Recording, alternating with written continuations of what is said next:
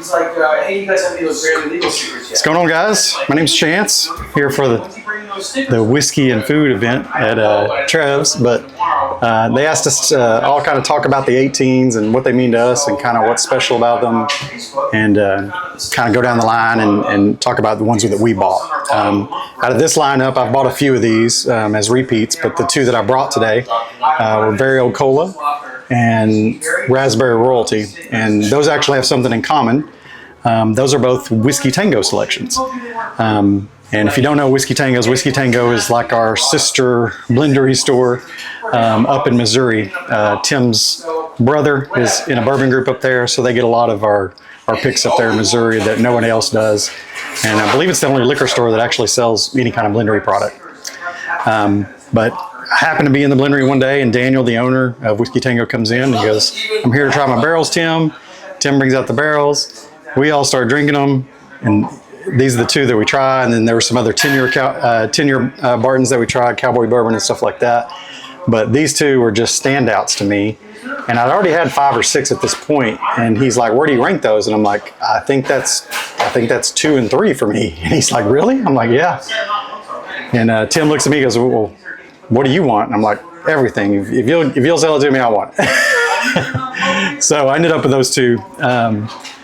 Before Missouri got them, but that's just part of being in the right time, right place, and having friends at the blendery. So very, very different barrels, even though they're the same product, 18-year Barton. This one is such a nose bomb. Like when you open the cork on this one, like the room fills with raspberry, and like if you try to smell it, it's almost too pungent. It like takes over your nose and like almost hurts, believe it or not. I mean, it's that strong in fruit, and then that transfers to the palate. The finish, it's just this sweet, delectable, fruity finish that's just crazy, and it's got the proof. It's you got a little bit of the bite there too, so it's a fun one. So it was just a different thing for me. Very Old Cola, very well aptly named. It's got a super cola finish on it, a super unique leather cola, this thing that just hangs on your palate forever. Like you don't want to take another sip of that one because you're still tasting the first sip you took for at least 5 minutes. So it's one of those things that this one I could just drink again and again and again because it's so sweet. This is one that just hangs with you and you want to enjoy it because it lasts so long. So two very different things. But this is the things we get. These are the unique things that Barton and the blendery can bring to you that you can't get anywhere else. You can't get anything like these experiences off the shelf in a liquor store. It's just not possible. Between the two, I'm going to say Royalty. Royalty ranks 1 number higher than Cola on my list because we've all ranked these at this point. But it's just because it's so sweet, and if you come home and you want to reach for a bourbon, that's the one you reach for.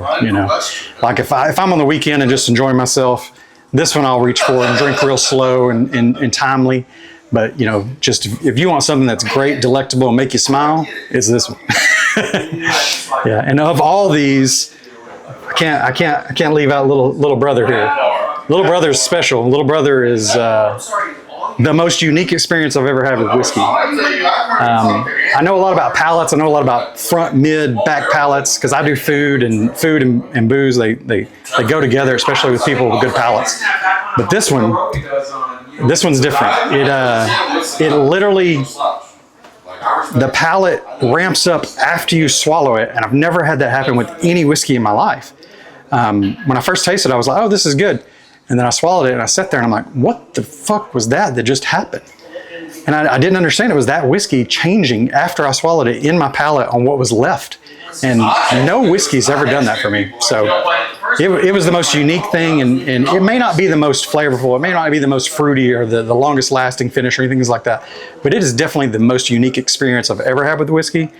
So it is my favorite, and I'm glad Tim brought it back because it was dumb money for this, and that's why it's in a $375, because Tim actually sold this product at cost to members because it was that different for him too when he had it there. And I'm just glad he brought it back and let us experience it, because it was truly eye-opening to me. And that's hard to find now when you've had, you know, hundreds and hundreds of whiskeys. That one's different. So I had to talk about that one a little bit. What do you love about the blendery? Well, the blendery is the ultimate shortcut to whiskey. You can chase all these big names. You can chase the BTACs and the Calumet 18s and the new kid on the block or whatever. You can stand in line. You can enter raffles. You can do all that kind of stuff. Or you can just cut all that out, get to the blendery, and enjoy quality whiskey with everything they make, but also knowing they're going to bring some heavy hitters. They're going to bring some things that you'll never get anywhere else, and they're going to bring some things that are on those levels of those whiskeys, on those BTAC levels, on those Michter 10 levels. And they are literally, to me, on the cutting edge of whiskey, and that's what makes them special.